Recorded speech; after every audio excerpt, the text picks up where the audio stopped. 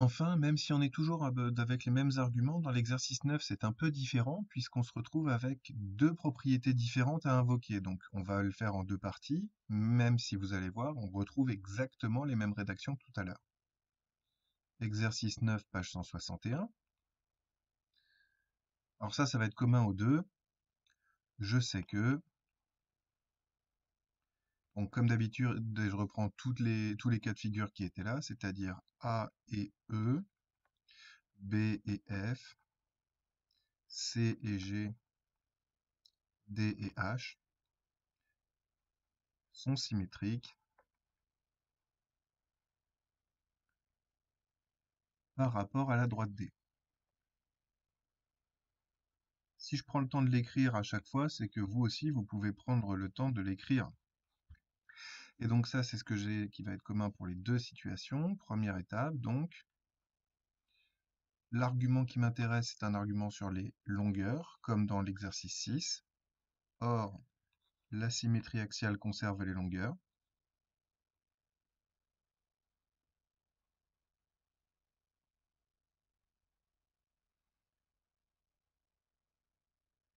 Ce qui me permet de dire que, donc, si je regarde ici, c'est EG qui m'intéresse. EG, ça va être la même longueur que le segment AC. Sauf que bah, la longueur AC, je la connais pas, si ce n'est que, petite remarque, comme A est le centre du cercle ici de diamètre BC, on a AC qui est égal à AB. Et ça tombe bien puisque AB, ça fait 5 cm.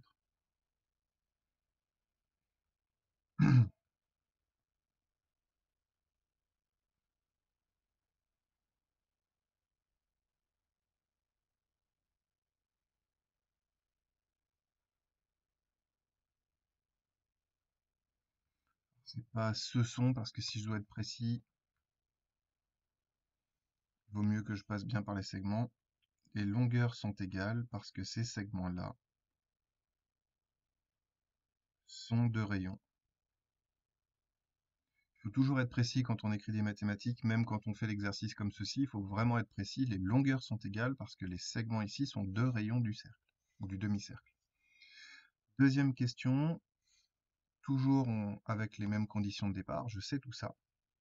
Et je vais m'intéresser à l'angle GHF. GHF, c'est lui. G, c'est C, H, c'est D, et F, c'est B. Donc en fait, GHF, c'est CDB. CDB, ah bah ça tombe bien, on me le donne ici. Je précise l'argument. La symétrie axiale